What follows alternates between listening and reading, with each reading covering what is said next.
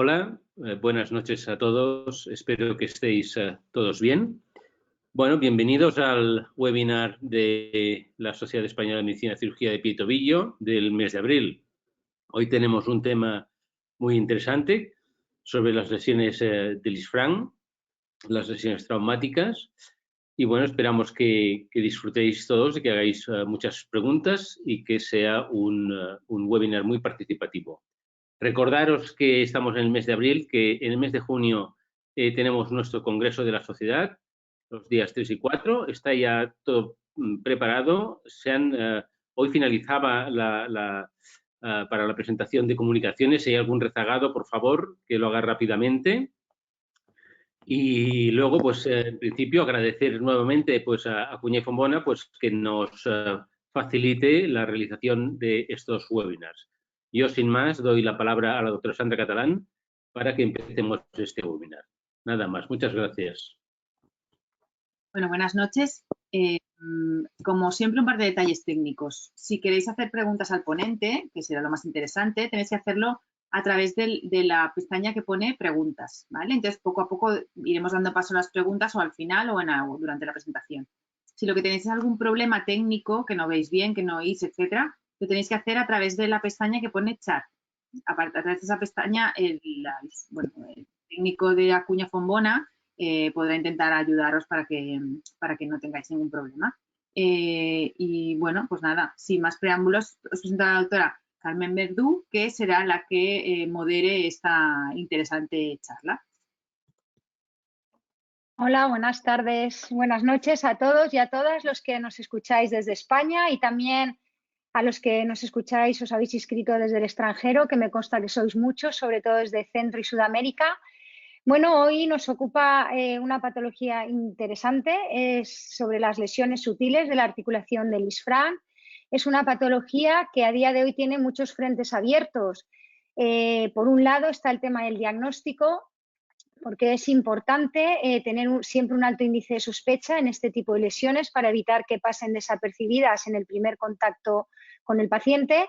Y por otro lado tenemos el tema del tratamiento, con muchos puntos calientes. Todavía no sabemos a ciencia cierta si es mejor utilizar agujas de Kirchner para la osteosíntesis, utilizar tornillos transarticulares, preservar el cartílago articular y utilizar placas dorsales, hacer una artrodesis primaria de entrada o bien jugárnosla a una osteosíntesis. Se han desarrollado también en los últimos años sistemas elásticos, cirugía abierta, cirugía percutánea, en fin, pues para dar un poco de luz al tema, tenemos la suerte hoy de tener a nuestro ponente, al doctor Ramón Navarro. Él es el jefe de la unidad de pie y tobillo de la Clínica Centro de Madrid. Y bueno, Ramón tiene mucha experiencia en el manejo y en el tratamiento de estas lesiones. Así que sin más, Ramón, te cedo la palabra para que nos cuentes tu charla, cuando Gracias, quieras. Carmen. Muy buenas tardes. En primer lugar, que quisiera agradecer a la sociedad y a la organización el invitarnos, a mi equipo, para poder compartir con todos la experiencia que tenemos en lesiones sutiles de la articulación del isfran, diagnóstico y tratamiento basado en casos clínicos. Para ello, para empezar, lo que sí que quería mostrarles esta primera... un segundito.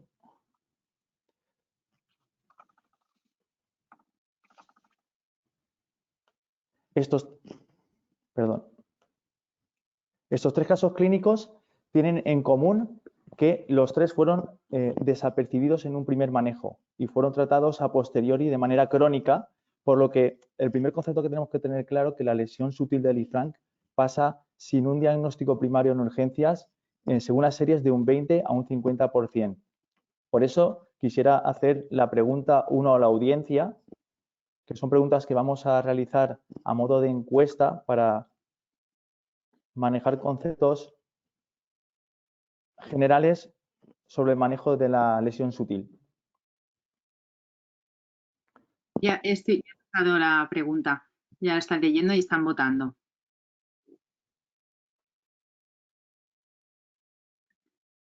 Vale, pues los resultados son que el 24% de los asistentes, bueno, de los que han votado, dicen que sí.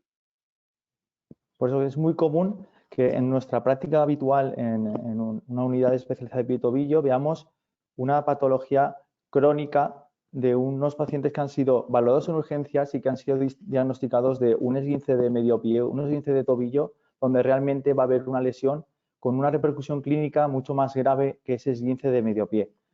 Por ello, en nuestra serie, en todos los casos, han sido pacientes que han recibido un traumatismo indirecto con carga axial en flexión plantar y torsión y abducción, como nos dice la literatura. El problema que tenemos en urgencias es que el paciente va a venir con un traumatismo de baja energía que en alguna ocasión en la práctica deportiva va a hacer sospechar que no haya algo grave. También otro hándicap es que en la mayoría de los servicios de urgencias las radiografías son en descarga. Y aquí sí que es importante, aunque sea en descarga, que en una aproximación diagnóstica radiológica de un paciente con sospecha de lesión ligamentaria del complejo tarso-metatarsiano, incluyamos la proyección oblicua interna a 30 grados donde, aunque no sea en carga, va a aportarnos mucha información. Otro hándicap es que el hematoma plantar, que es clásico de estas lesiones, no va a aparecer de manera aguda y muchas veces nos aparece en consulta al cabo de un par de semanas y eso en urgencias a veces no aparece. En ninguno de los casos que vamos a presentar había una inestabilidad culometatarsal franca ni afectación del primer espacio, tanto sensitivo ni posicional del primer y segundo dedo. Por eso, saber que existe la lesión es importante para poder diagnosticarla. Y en este sentido, creemos que es importante que nuestros servicios de urgencias estén formados en esta lesión muy importante para poder conocerla y poder diagnosticarla. También el entendimiento de la anatomía y nuevos conceptos biomecánicos van a ser fundamentales para poder comprenderla y poder planificarla y dar un tratamiento adecuado.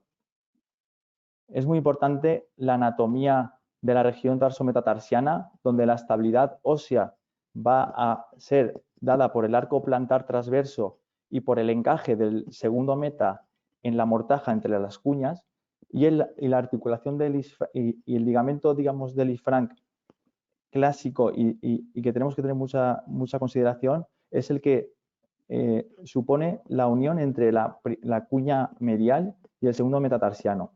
Este complejo ligamentoso del Lisfranc está compuesto por un elemento dorsal más débil, un componente intróseo que sería el ligamento del Lisfranc propiamente dicho y unas expansiones plantares entre C1, M2 y M3 con la importancia clínica que luego veremos. La base anatómica para que aquí haya un problema es que existe una ausencia ligamentaria entre la base de M1 y M2. Por eso el diagnóstico es muy importante, la anamnesis, el mecanismo de producción, tener una sospecha clínica alta y realizar un estudio radiológico que debe ser en carga. En este vídeo estamos viendo cómo intraoperatoriamente vamos a hacer un test de carga y cómo el espacio entre la primera cuña y el segundo metatarsiano en la base se abre cuando realizamos este test de carga. También es muy importante que las radiografías sean en bipedestación y comparativa con el lado sano. En este sentido, es muy importante las líneas que vamos a destacar de cara al diagnóstico. En toda proyección, la línea medial C2 y M2 tiene que ser paralela y no haber ninguna divergencia. También la línea oblicua entre la cara medial del cuboides y la base del cuarto metatarsiano debe tener una continuidad. Debemos estar atentos a si existe un aumento de la distancia entre la base de M1 y M2, así como si hay una apertura entre la base de la primera cuña y el segundo metatarsiano en la base. Otro signo característico es que puede haber una asociación de inestabilidad intertarsiana. Por ello tenemos que estar atentos a si hubiera un aumento del espacio entre la cuña media y la medial, lo que llamamos con el signo de la llama de vela. También aquí habría clínicamente una posibilidad de que haya un signo del gap entre una apertura entre el primero y segundo dedo en el primer espacio interdigital que indicaría que hay un patrón proximal. Otro signo que ha aparecido últimamente es el signo de la muesca, que indica que va a haber una inestabilidad rotacional de la primera cuña. También las radiografías en la visión lateral nos va a decir si hay una inestabilidad plantar cuando ya el caso haya avanzado y haya un colapso del arco longitudinal. Tenemos que estar atentos a las líneas entre la base de la primera cuña y la base del quinto meta. Un signo clásico, el signo de la mancha, es que va a haber una repercusión radiológica entre ese aumento de la distancia, una escama, que va a significar una fractura-avulsión de la base de M2 o de la primera cuña, que no debemos confundir con un cuadro que es un hueso accesorio, que es el os intermetatarsium, que hemos operado algún caso en la que la radiografía puede simular este signo de la muesca, el Flexine, y que si es sintomático lo hemos intervenido por una compresión de la rama medial terminal del nervio peroneo profundo. Pero es un otro contexto clínico, pero que radiológicamente puede simular un signo del fleco. Vamos a lanzar la pregunta 2 respecto al diagnóstico. Vale, ya está, Ramón. De manera habitual, ante una lesión sutil de Lisfranc, para su diagnóstico y planificación me baso en... y están votando. La mayoría parece que se basan en la historia clínica, por los que llevan votados hasta ahora, en la historia clínica, en la placa en carga y el TAC. Y los resultados son que eso, el 56% se basan en la segunda opción, con placa con TAC, y después las de la tercera opción con la resonancia y la primera opción. Para el diagnóstico de una lesión sutil de Lisfranc, que tenemos que, como decía, englobar la historia clínica con las radiografías en carga, y si no pudiéramos hacer esas radiografías en carga, lo que se propone sería realizar una infiltración para que el paciente pueda hacerlo, o incluso hacer maniobras de estrés si hubiera dudas. Aquí las pruebas radiológicas de estudio de extensión que realizamos en el servicio sería el estudio del TAC. El papel de TAC lo utilizamos cuando existe imposibilidad o dudas con las radiografías en carga. Esta prueba del TAC será muy importante para detectar fracturas asociadas y, sobre todo, planificar la técnica de fijación, si existe o no conminución, aunque en la lesión sutil de Lisfranc es menos común que haya este tipo de problemas. También el TAC tiene sus limitaciones en cuanto a que es una prueba que no se encarga, y vamos a infradiagnosticar también lesiones donde haya una inestabilidad oculta sin un patrón de desplazamiento. Aquí es importante últimos avances de estudios con el TAC en carga, aunque nosotros no disponemos del estudio. Este es un paciente que teníamos una diagnóstica.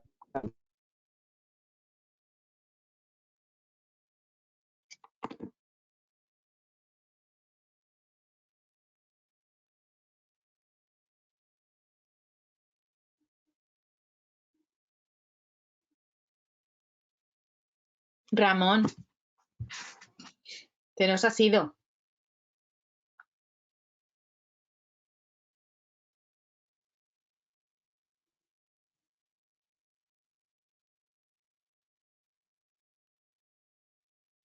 Reproducción que he comentado, donde el TAC nos dio la clave. Había un patrón ligamentario que nos hizo consciente que de cortesía de 6 años, que una carga, en el TAC tarsal y fracturas asociadas. No era muy evidente, vimos muy claro que se optó por un tratamiento quirúrgico. Tenemos que estar atentos también porque las fracturas de la base de los metatarsianos segundo y tercero pueden indicar que haya una sospecha de inestabilidad plantar en un futuro. Por ello, el abordaje elegido por los compañeros, y con la exploración intraoperatoria, el paciente tenía inestabilidad entre la primera cuña y primer meta, intercuneana y del tercer meta y tercera cuña, donde se realizó una placa puente y una estabilización lateral con agujas. Respecto a la estabilización lateral, o sea, respecto al uso de agujas en este tipo de lesiones, en principio para el control de la columna lateral estaría aceptado para el cuarto y quinto meta con cuboides, y esto también viene reforzado por el desarrollo y la descripción del ligamento de Liverpool, que es un ligamento que se desarrolló el año pasado, su forma y su biomecánica, que une el segundo y la base del quinto meta en la porción plantar, lo que se conoce como Lisfranc lateral, y eso hace que, estabilizando columnas medias y mediales, tengamos una correcta reducción de la columna lateral y como es una columna móvil, con las agujas Kirchner sería suficiente. Para la columna media y medial no indicamos agujas Kirchner en este tipo de lesiones. Este es el resultado con placas puente, con la fijación intercuneana y tercer meta y tercera cuña. El papel de la resonancia estaría indicada, o la indicamos cuando en las radiografías en carga tampoco son determinantes y no veamos un patrón de fractura ni signo de la escama. Podemos ver lesiones ligamentarias puras, lo que puede hacer una predicción de inestabilidad. Y también lo hacemos con un estudio de extensión del complejo tarso-metatarsal por si hubiera patrones de extensión proximal, como luego veremos. Aquí sí que es importante que si tenemos una resonancia en una sospecha de lesión sutil de Lisfranc, tenemos que informar a los radiólogos porque las antenas y los vectores de secuenciación son distintas a la habitual de un pie. En este paciente vimos que con un traumatismo indirecto teníamos esta imagen con sospecha diagnóstica de lesión sutil. Estas son las radiografías en carga que tampoco aportaban mucha información. En cambio, el TAC vimos cómo había una afectación del patrón radiológico en el ligamento de Lisfranc y sobre todo en las imágenes axiales en T1 y T2. Tenemos que estar muy atentos a las porciones plantares, como decía, del ligamento de Lisfranc entre C1, base C1, M2 y M3, donde la lesión en resonancia va a ser un predictor de la inestabilidad y la resonancia nos va a ayudar a planificar o tener una visión más global de esta lesión. En cuanto a la clasificación, propongo la pregunta 3 a la audiencia. Y la clasificación que uso en mi práctica para las lesiones sutiles de Lisfranc es, y aquí ya están votando, la mayoría utilizan la primera opción, la de Nunley-Bertullo.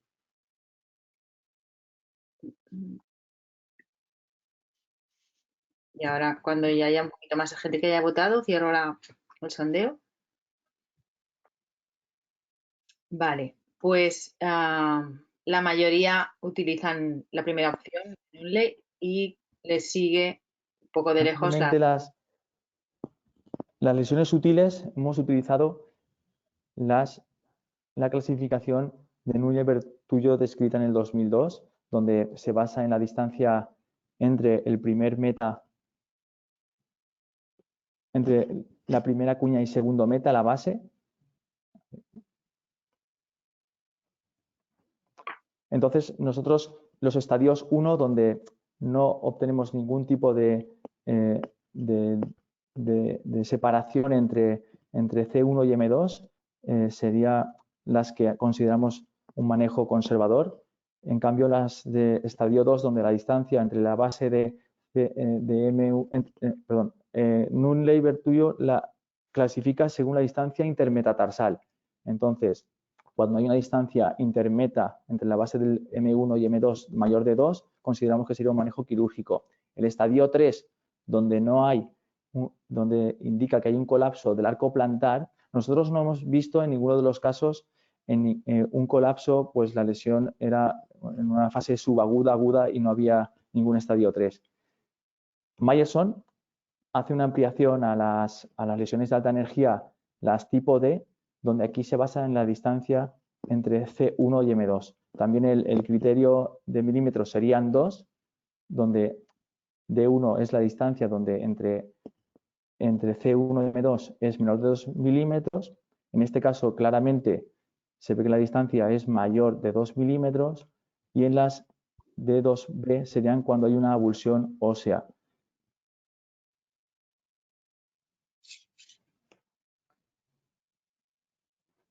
Esta clasificación de Myerson la utilizamos, pues creemos que simplifica un poco, es más fácil la medición y creemos que es más precisa a la hora de medir las distancias, porque a veces la distancia entre M1 y M2 que propone Nunley-Bertullo es más complicado de medir, y la distancia entre C1 y M2 lo vemos como más preciso.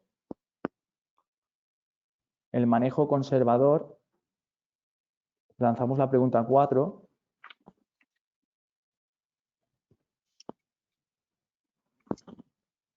Vale, la pregunta es, ante una lesión sutil del Lisfranc estable y sin desplazar, el plan de tratamiento conservador es... Y están votando.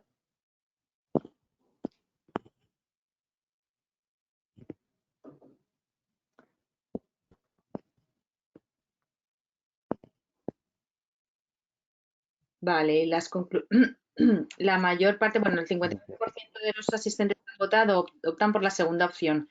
3 semanas de férula en descarga más 3 semanas de bota carga parcial. Y lo Nuestro manejo siguiente... conservador lo haríamos para lesiones tipo 1 en un hipertuyo, tipo D1 de Myerson, en la distancia menor de 2 milímetros, sin signos de inestabilidad clínicos o radiológicos, como hemos visto en el TAC y la resonancia, y creemos que es importante ante la sospecha realizar unas radiografías en carga a las 2 semanas. Sí que realizamos una restricción de carga entre 3 a 6 semanas según el paciente, utilizamos mucho la bota Walker a las 3 semanas y la recuperación deportiva sería a partir de la 6ª semana.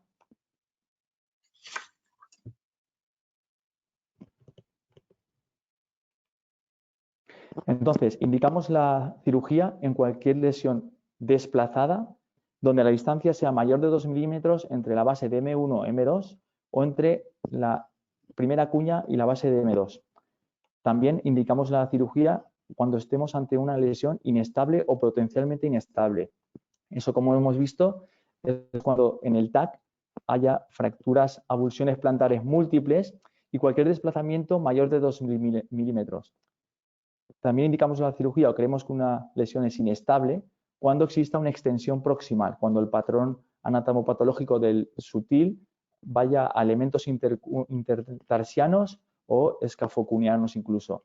Y también, como decía, cuando hay afectación en el axial T1, T2 de los haces plantares del complejo ligamentario del Lisfranc, que nos va a indicar que hay una lesión ligamentaria potencialmente inestable aunque no haya desplazamiento. La planificación, como hemos visto, se basa en la historia de la clínica, las radiografías en carga, asociando el TAC y o la resonancia. También es muy importante identificar patrones lesionales.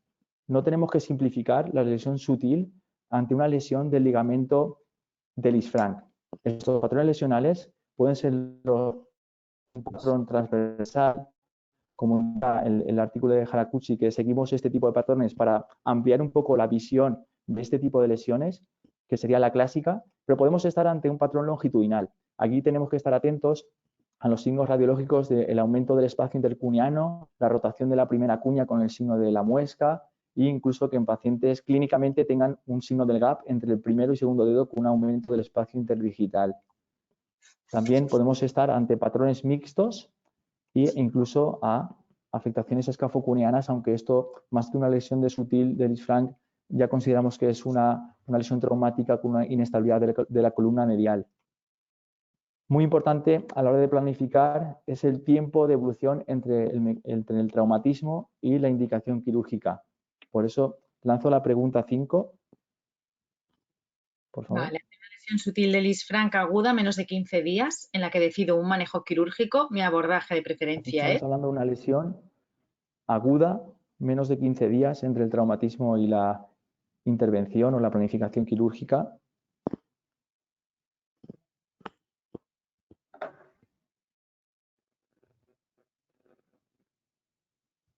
Vale, y el 61% de los asistentes... Optar por abordaje percutáneo sin descartar la cirugía abierta.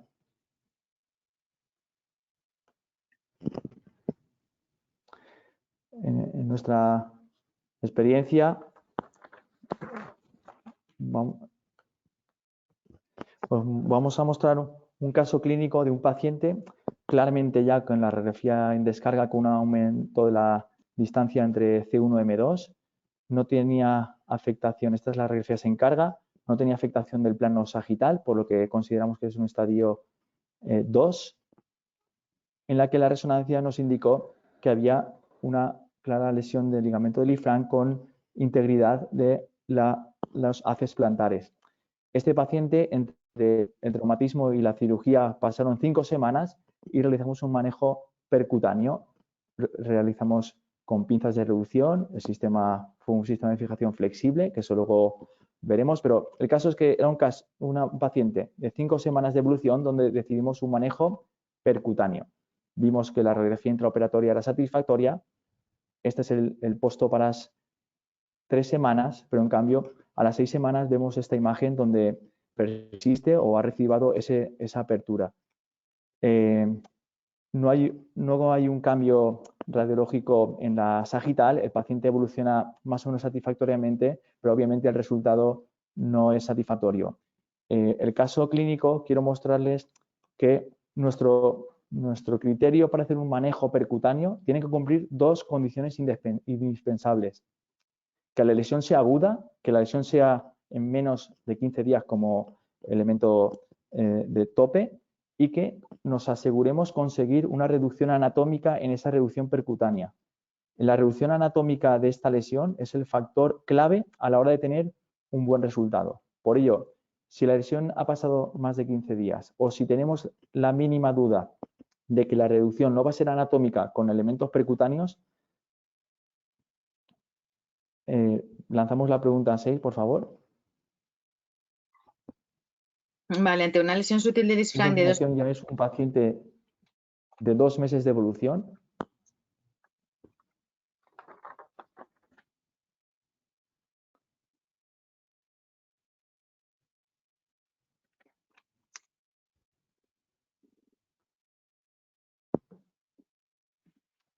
Reducción abierta.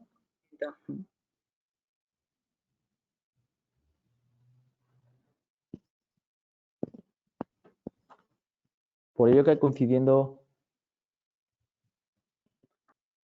con la audiencia, si el paciente es un paciente subagudo, lo que apostamos por la cirugía abierta. Esta la realizamos con una única incisión lateral al extensor orbitis longus del primer espacio intermetatarsal, donde protegiendo la rama del peroneo profundo y la arteria dorsal, accedemos a la zona de la base del primer meta. Lo que también es muy importante que la reducción abierta nos va a permitir, como vemos en el vídeo, mediante una pinza o un elevador, un periostotomo, el poder evaluar tanto la inestabilidad entre la primera cuña y el segundo meta, así como los patrones de extensión proximales que hemos descrito.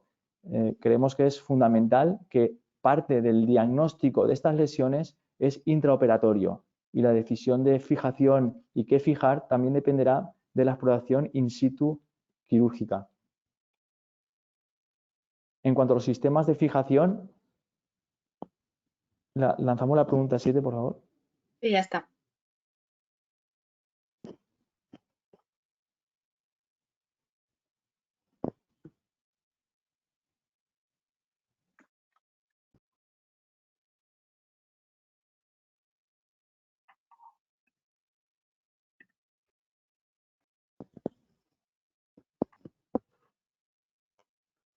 Un 67% de Los gente... sistemas de fijación que utilizamos en la unidad serían 3 básicamente. Serían los tornillos de posición, las placas puente para un abordaje extraarticular y los sistemas de fijación flexible o dinámica.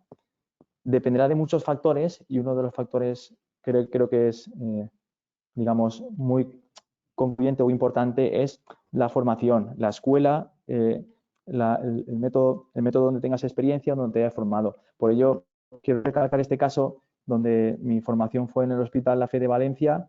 Es un caso conocido por los doctores Sánchez, Navarrete y Vicén, donde es un paciente joven con esta lesión sutil de Lisfranc con mecanismo lesional indirecto, donde se optó por, este es el TAC, donde se ve claramente que hay una afectación entre la primera cuña y el segundo metatarsiano, con una sospecha de inestabilidad de la tercera cuña, en la que se optó por tornillos de posición. Reducción abierta para reducción anatómica, se trataba un patrón transversal, donde tenemos que ir con cuidado, donde puede estar afectado la base del tercer metatarsiano.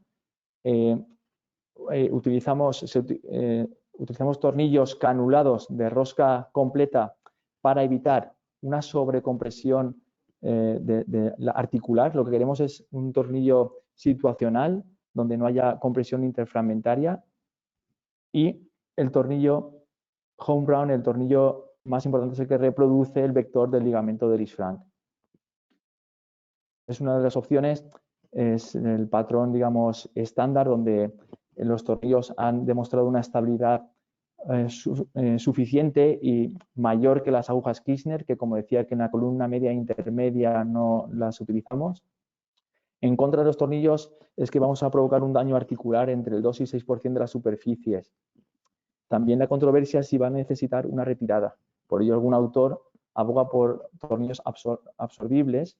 También tenemos problemas que pueda haber una rotura del implante si no lo retiramos por fatiga del mismo. Respecto a los tornillos de posición, quiero plantear una pregunta también a Sara.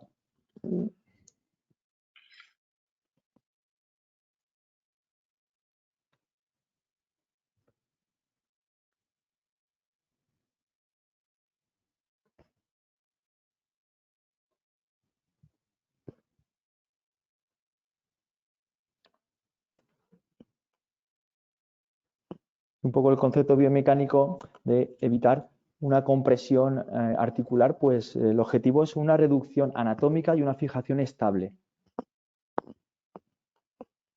En cuanto a las placas puente, el abordaje extraarticular, les quiero mostrar un caso propio donde es un pie izquierdo, un varón de 50 años, donde vemos esta imagen radiológica en el pie izquierdo, que se observa la alteración de la zona de Lisfranc.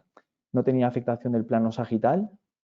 En el TAC vimos que había una afectación, digamos, de la articulación entre la primera cuña y la base del primer meta, y había una conminución en la base del segundo y tercero. La columna lateral la veíamos bien. Lo que les comentaba es importante la reducción abierta y fijación y visualización y diagnóstico de los patrones asociados que pueda haber. En este caso era un patrón mixto, transversal y intertarsiano, en la que decimos realizar un tornillo home ground, una reducción abierta y una placa puente evitando sobrecompresión con reducción del desplazamiento entre ambas cuñas y el Lisfranc y la segunda base del meta con la segunda cuña. Los pros de las placas es que va a hacer un manejo extraarticular, no vamos a hacer una lesión, vamos a poder mejor controlar estos patrones proximales y también serán útiles, aunque no es el contexto que estamos hablando, en fracturas donde haya conminución. En contra, va a haber más molestias de material, hemos tenido más problemas en lesiones agudas con este tipo de osteosíntesis, con exposición de material y lesiones molestias con la herida cutánea, porque va también a hacer una mayor exposición tisular. Por ello también la industria ha desarrollado placas de bajo perfil para evitar estos problemas. Y lo que sería nuestra patrón oro en la unidad, que es la fijación dinámica con sistemas de estabilización flexible. Este es un paciente de 29 años realizando kitesurf, es el paciente que fue por un mecanismo de torsión.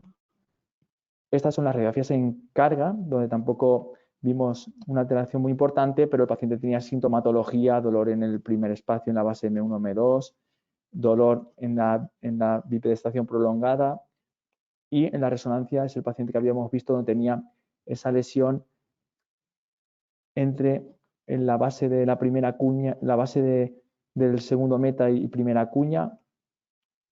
No tenía una alteración de los ligamentos plantares, por lo que asumimos que con la fijación flexible, con reducción abierta, la cirugía fue un mes tras la lesión, y ese es el resultado funcional, o sea, el resultado radiológico a los 6 meses. La evolución radiológica puede haber algún signo indirecto de sufrimiento articular, pero el paciente ha recuperado su actividad deportiva. En el siguiente caso es un paciente de 25 años con un patrón muy parecido, donde las radiografías con el yeso tenía limitación de hacérselas en carga. Realizamos la resonancia, donde tenía un patrón parecido de lesión del ligamento de Lisfranc con estabilidad del resto del complejo tarso-metatarsal. También abogamos por una reducción abierta y fijación flexible, en los que el paciente a las 6 semanas presenta una buena evolución mecánica y valoramos que la recuperación deportiva de estos pacientes es muy similar a la de un cruzado, aunque clínicamente pueda estar bien a las 6 semanas, pero el retorno de las actividades de impacto puede tardar hasta 6 meses. También nos proponemos, aunque el dispositivo no está disponible, es la realización de fijaciones intercuneanas con sistemas flexibles. En cuanto a por qué creemos que el uso de estos sistemas es porque en la actividad deportiva en la que nos movemos, la fijación va a ser estable, similar a los tornillos, donde hay artículos donde defienden que es un sistema pseudodinámico, que eso va a favorecer la biomecánica articular, y por otro lado, este sistema es criticado porque no ofrece la estabilización suficiente. Lo que sí que está claro es que va a tener menos afectación articular en comparación con los tornillos, que hipotéticamente lo podríamos usar en etapas infantiles. En contra es el coste, pero sí que evita una retirada de material siempre que usemos sistemas dispositivos sin nudo, porque sí que este sistema lo utilizamos un poco por el desarrollo de la sindesmosis del tobillo, y ahí cuando hemos visto que anudamos con el hilo, podemos tener molestias con el anudado que casi es similar a las molestias con el tornillo. Por eso que queremos implantes que no tengan anudado. En cuanto a la retirada del material, esta es una controversia que existe, por eso lanzamos la pregunta 9, por favor.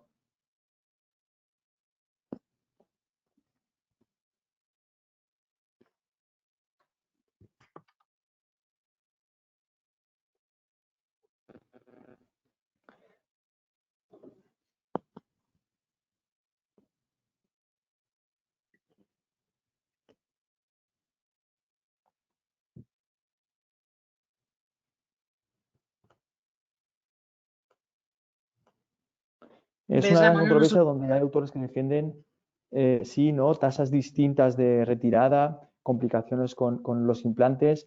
Nosotros, en principio, también, básicamente usando los sistemas flexibles, intentamos evitar una segunda intervención, pero si usamos elementos transarticulares, si no molesta, no los quitamos, salvo que el paciente tenga una actividad de impacto que retiraremos a los 3 meses. Otra de las controversias que existe, como decía la doctora Verdú, es la artrodesis en este tipo de lesiones.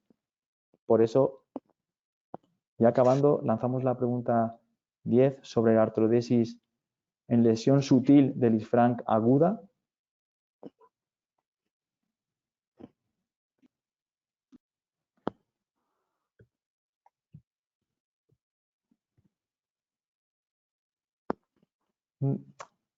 Creo que la controversia también viene porque la mayoría de artículos que hemos revisado son pacientes donde se habla de lesiones ligamentarias puras, pero en contexto de alta energía. Entonces ahí sí que la artrodesis últimamente está a favor en ese tipo de lesiones de alta energía con lesión ligamentaria pura, realizar una artrodesis primaria. Pero nosotros creemos que en una lesión sutil de Lisfranc, algo sutil, proponer algo tan franco como es una artrodesis, de entrada no. Lo que sí que lo realizamos es en pacientes cuando tiene una artropatía con homocirugías de rescate, como es este caso. Por eso, para concluir, la lesión sutil de Lisfranc tenemos que conocerla y sospecharla clínicamente, tanto nosotros como nuestros servicios de urgencias.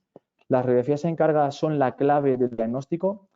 La resonancia ITAC usaremos como estudio de extensión o como planificación o cuando tengamos dudas con esas radiografías en carga. Solamente haremos un tratamiento conservador en las lesiones que cumplan, que estén no desplazadas y que sean estables, tanto clínica como radiológicamente. El abordaje percutáneo mínimamente invasivo solo lo proponemos en lesiones agudas, donde nos garanticemos intraoperatorio que hemos conseguido una reducción anatómica como factor pronóstico más importante a la hora de la evolución de estas lesiones. Y creemos que ante lesiones desplazadas o inestables, la reducción abierta y una fijación estable es el objetivo a conseguir para evitar que una lesión sutil acabe en una tragedia con una artritis, una artropatía postraumática y un colapso del arco plantar. Pues os agradezco mucho la atención. Aquí todos mis compañeros que me han ayudado para este webinar. Bueno, Ramón, pues muchísimas gracias. Yo creo que ha sido una charla fantástica. Clara, has explicado muy bien los conceptos anatómicos, la anatomía de la región y un poco cómo cuando se lesionan estas estructuras, pues qué implicaciones tienen. Sí, ¿me escuchas? ¿Me escucháis? Yo sí. Ramón. Ramón. Ramón. ¿Nos escucha Ramón? Hola Carmen, No. ¿me oyes? Sí, ahora sí. ¿Os ¿Me oís? escuchas ahora, Ramón? No. No. Ahora sí. ¿Me oye Ramón ahora? Ahora sí, sí. Hola. Vale, pues nada, que digo que la charla fantástica, que has explicado muy bien, bueno, la anatomía de la región y cómo cuando se lesiona, pues las implicaciones que tiene. Aún así hay un montón de preguntas, voy a intentar organizarlas para aprovechar el tiempo que nos queda. A ver, por un lado preguntan, esto no lo has hablado mucho, en cirugía abierta, ¿qué tipo de vía de abordaje utilizas? ¿Una única incisión centrada? ¿Dos incisiones longitudinales? ¿Cómo planteas esto? La lesión sutil, donde esté el eje entre la primera espacio, entre el primer meta y el segundo, hacemos una única incisión lateral extensora lucis longus y de ahí sobre todo lo que nos interesa más es ver la extensión proximal de la lesión, más que la extensión lateral. Por eso que si tuviéramos una inestabilidad cuando hacemos una fijación del tercer meta, ahí sí que haría dos incisiones. Pero si vamos a fijar primer meta, segundo meta con primera cuña, segunda cuña, ahí solo haríamos una incisión única.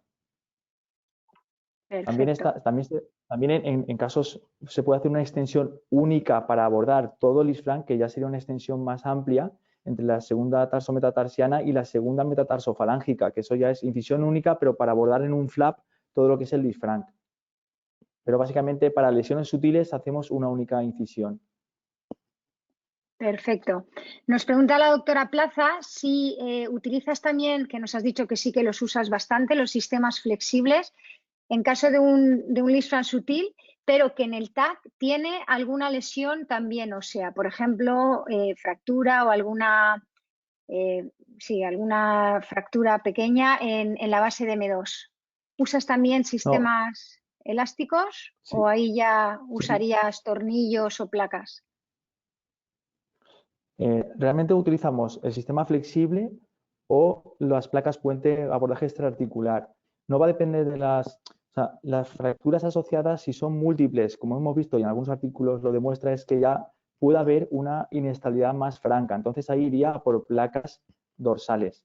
Si solamente tiene una avulsión ósea como el FlexSign, ahí lo que depende, como es un abordaje abierto, vemos la reducción articular, vemos si con una pinza podemos reducir anatómicamente el espacio y si solamente tiene esa lesión aislada, usaría el sistema flexible. Si ya tiene una lesión intertarsiana o un patrón proximal, un patrón de extensión proximal, ahí ya usaría placas puentes. Ahí, de momento, el sistema intertarsiano flexible aún no está comercializado en España. Perfecto. ¿Y tienes experiencia con los tornillos con el material reabsorbible? ¿Has usado No, ese no alguna vez?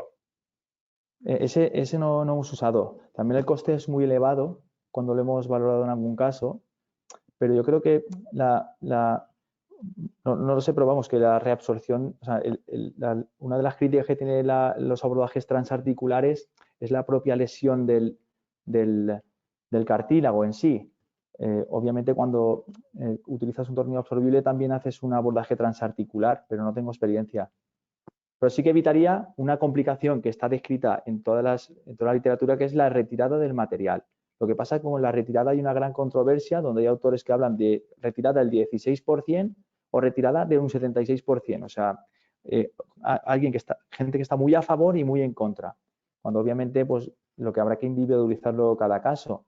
Pero sí, yo creo que si puedes evitar una segunda intervención a un paciente, yo creo que si tenemos sistemas, abogamos por ello, por intentar evitar una segunda intervención. Claro, está claro. Si el paciente tiene molestias, por ejemplo, si lleva placas dorsales, lógicamente va a tener más riesgo de que le moleste la osteosíntesis. Si le molesta, pues hay que quitarla. Ahí es muy fácil. La cuestión es cuando tienes un paciente joven que no tiene molestias, que ya parece que está solucionando su problema y de pronto tú le propones retirar, o sea, volver a meterse a quirófano para quitar esa osteosíntesis. La verdad es que hay que pensárselo. Bueno, yo estaría muy de acuerdo con la audiencia. Al final es casi de sentido común, si no le molesta algo a alguien, no quitarlo, salvo que tenga una actividad de impacto que pueda haber una fatiga del material y ahí podamos tener problemas. También en la serie que tiene el equipo del 12 de octubre con Jesús de abordaje percutáneo con tornillos de osteosíntesis, retiran una tasa muy baja de molestias. Es decir, que aunque ponga sistemas transarticulares, tornillos o placas, o sea, sobre todo tornillos, no tiene por qué luego molestarle, que lo quitas más por un sistema de algo que no se quede transarticular, más que por molestias. Muy bien, perfecto.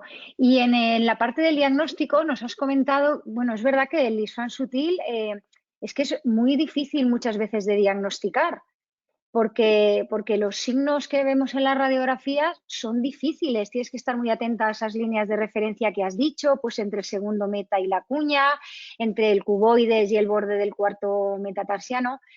Pregunto, en cuanto a la resonancia, esos cambios sutiles que se ven en los ligamentos plantares, en las estructuras que se lesionan, ¿ves tú esas imágenes? ¿Las interpretas tú como traumatólogo? ¿Vas junto al radiólogo y le dices, ayúdame, siéntate conmigo y vamos a ver esto, que yo veo aquí edema pero no acabo de saber qué pasa?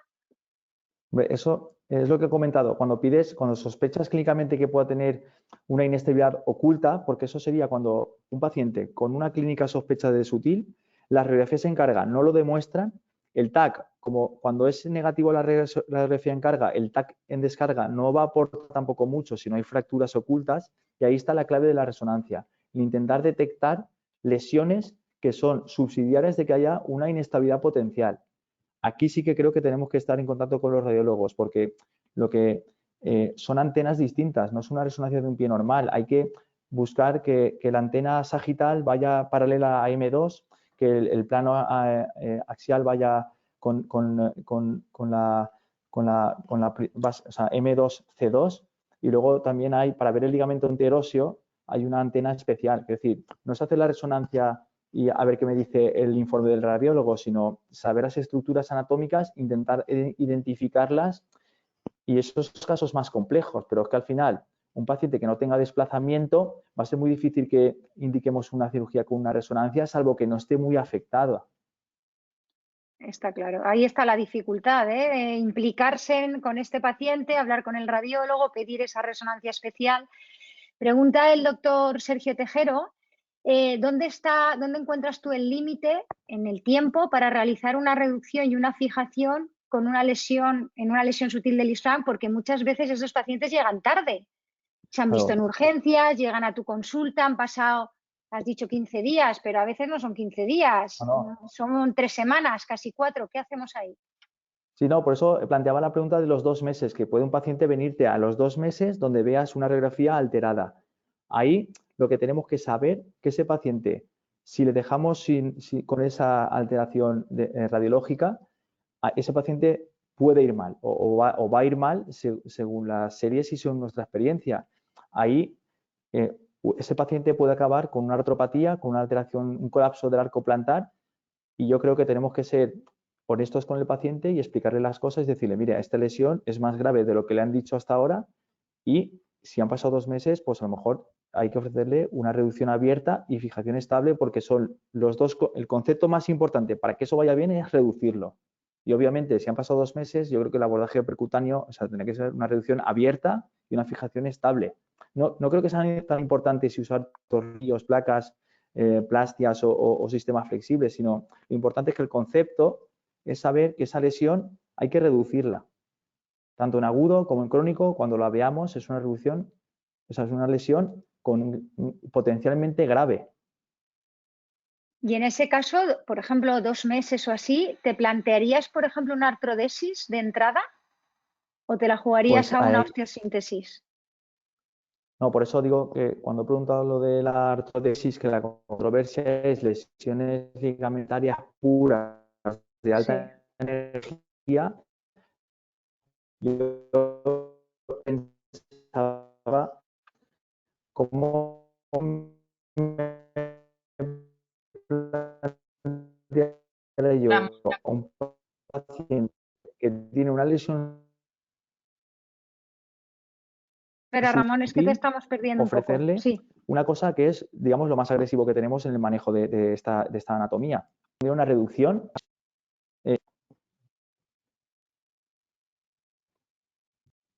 No, Ramón, te vas. Ramón, es que, no, el final no. Yo no te he oído.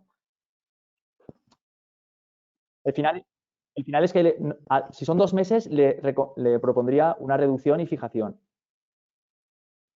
No le propondría de momento una artrodesis. O sea, si no hay cambios degenerativos.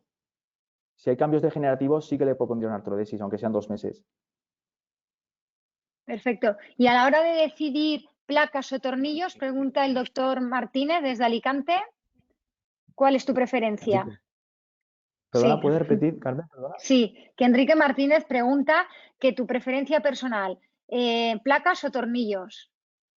No, nuestro sistema de elección hoy en día usamos fijación flexible. O sea, ¿Siempre? Sí, en los O sea, casos tenéis un donde listón sutil y usáis flexible sistema. O sea, si es sutil con afectación solo C1M2, sí.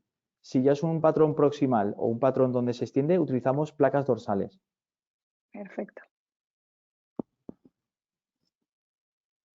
Muy bien. Pues preguntan también por aquí que qué consejos prácticos, también el doctor Martínez, le darías a un residente de primer año cuando está en urgencias, ¿vale? Donde solo tiene sus conocimientos de R1 y los rayos que tiene en urgencia para que no le pase desapercibida esta lesión. Pues sobre todo, darle a conocer al residente y cuando la conoces la puedes diagnosticar. Ahí signos de alarma sería el hematoma plantar, que es clásico, pero sí que a veces en urgencias aún no se ha desarrollado. El solicitar la radiografía oblicua, porque ahí puede haber alteraciones entre cuboides y cuarto meta, y sobre todo la exploración clínica que tenga un dolor a nivel de la base del primer meta, segundo meta, y sobre todo también que pueda haber patrones clásicos como el signo de la tecla, la maniobra de pronación, rotación externa, fijando el retropie y haciendo una abducción, pronación del antepié, puede dar mucho la clave de, por lo menos, sospecharla.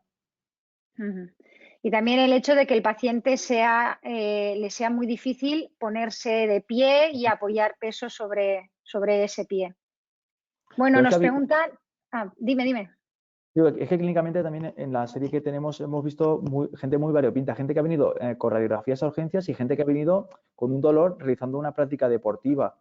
Quiere decir que la sutileza también está en la clínica, que a veces no siguen todos un patrón de venir con mucho dolor. Pero patrones de inestabilidad, es decir, signo de la tecla o inestabilidad franca o colapso del arco plantar en un contexto agudo, un tipo 3 de Nula y Bertullo no hemos visto.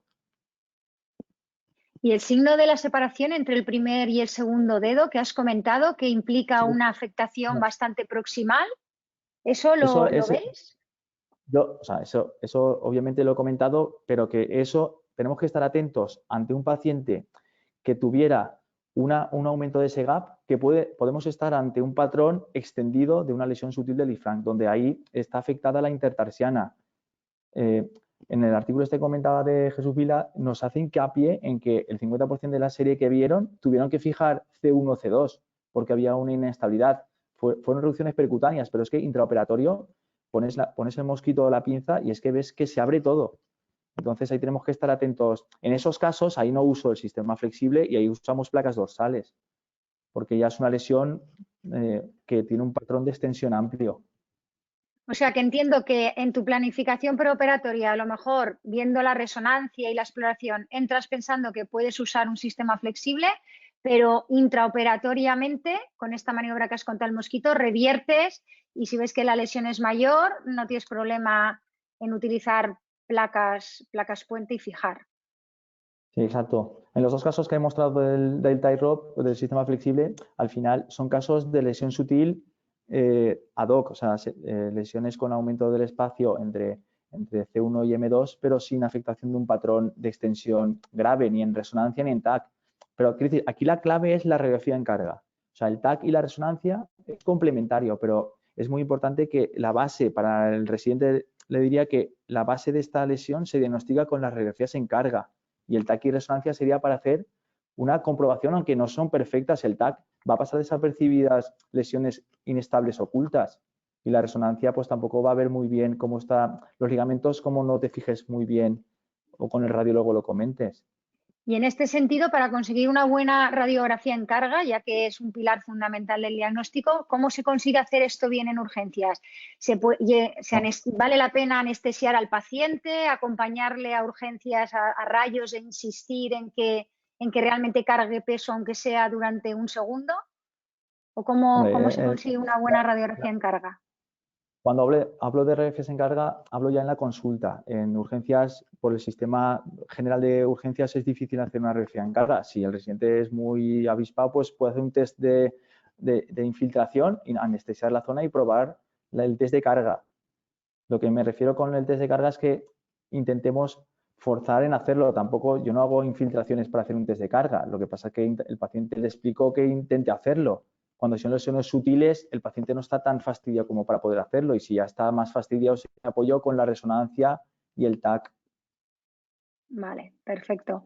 Preguntan, varios oyentes han preguntado si el edema que se genera en esta lesión te condiciona el tiempo a la hora de programar la cirugía. Pues igual que cuando tenemos una fractura de calcáneo o una fractura de pilón, esperamos un poco.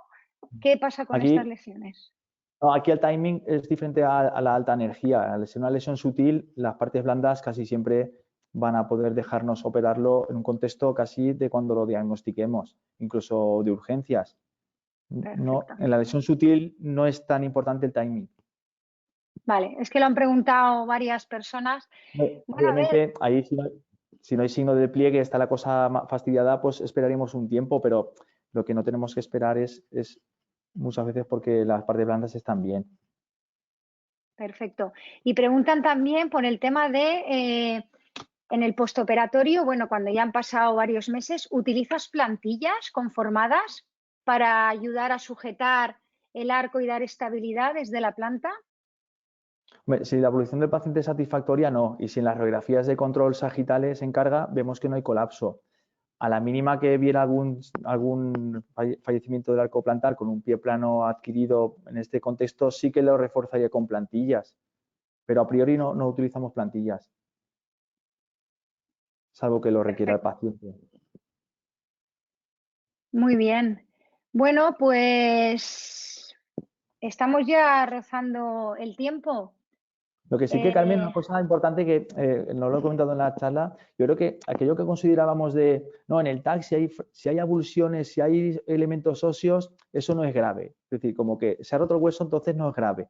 Yo creo que eso puede a lo mejor valorarse en traumatismos de alta energía, donde las lesiones ligamentarias puras sí que son muy graves. Pero en la lesión sutil del IFRAN, lo que con el TAC, si vemos muchas avulsiones capsulares de muchos metatarsianos, ahí eso puede tener un riesgo mayor de inestabilidad, que es un elemento potencialmente inestable. Es decir, tenemos que juntar todo, pero aquello de, no, si está roto el hueso, no pasa nada, va a ir bien. Eso tenemos que ir con cuidado en ese concepto.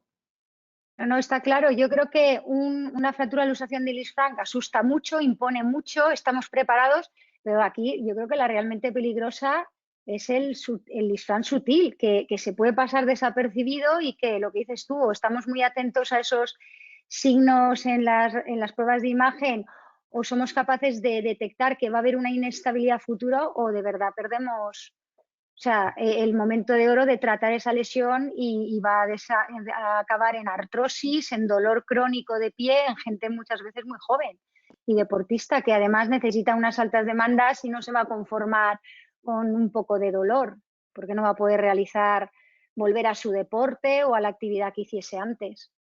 Eso es un punto clave también, el paciente y su idiosincrasia de edad, de deporte y de expectativas. Bueno, pues Ramón, yo creo que estamos en tiempo, que me parece que es importante. Yo creo que hemos contestado a bastantes preguntas, habían algunas más.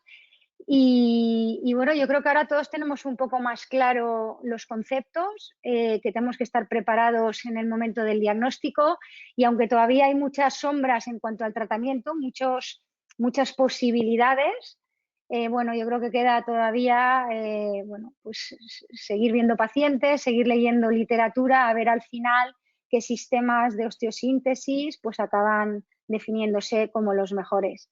Yo quiero, bueno, darte las gracias por tu charla, por tu tiempo, por haber compartido con nosotros tu experiencia, que ya vemos que es mucha. También quiero dar las gracias a la sociedad por haberme invitado a moderar este webinar contigo, a todos los oyentes que han participado activamente con sus preguntas y a Cuña Fombona, como siempre, porque gracias a su apoyo y a su soporte logístico, bueno, pues hace posible que una vez al mes nos podamos reunir aquí para hablar de pie y tobillo, que es lo que más nos gusta. Así que, Ramón, si te quieres despedir de la audiencia. Pues no, el placer ha sido mío compartirlo contigo, con Sandra y el otro día con Eva también.